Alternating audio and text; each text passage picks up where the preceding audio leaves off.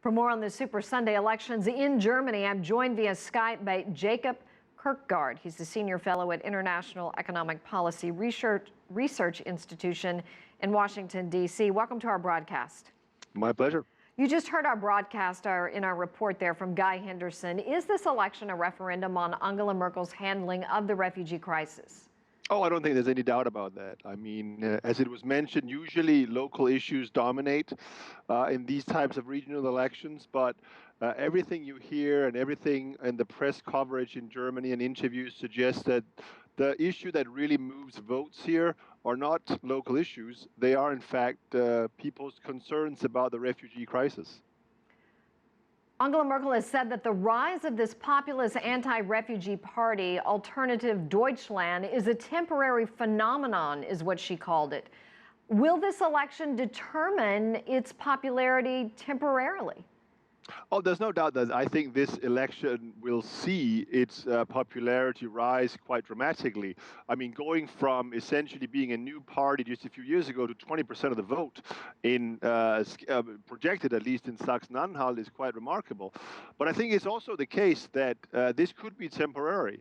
The real issue is whether or not the number of refugees coming into Germany continues to be as high as it was last year. If it does not, and the German government otherwise handles the integration well, it may fizzle out again. But so far, I think it's fair to say that Angela Merkel and the other European governments do not have a good solution to the crisis. You may have just answered this question, Jacob, but how will the election impact Merkel's Christian Democratic Union Party?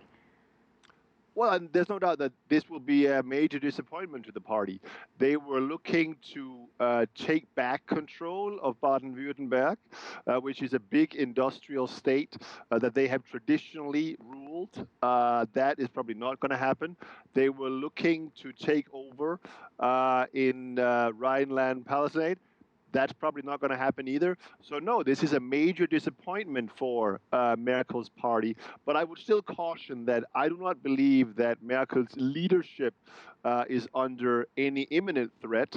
But it's a major disappointment, and I think it will call for a change of course within the party.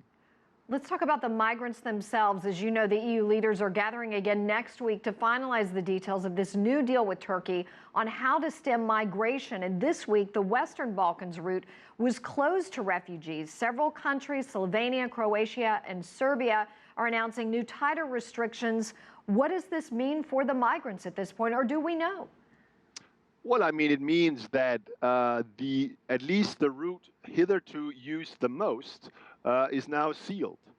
So either the migrants stay in Greece or they look for an alternative route through Albania to Italy, or maybe across the Black Sea to Romania or others. But the easiest, quote unquote, route so far is now closed. Which also means that in some ways, these negotiations with Turkey are less pressing for many European countries today than they were a few weeks ago, because the barbed wire, unfortunately, has already gone up.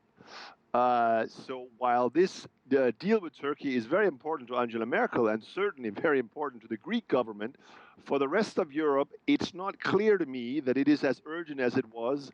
So I'm actually personally quite skeptical that this deal will ultimately be implemented.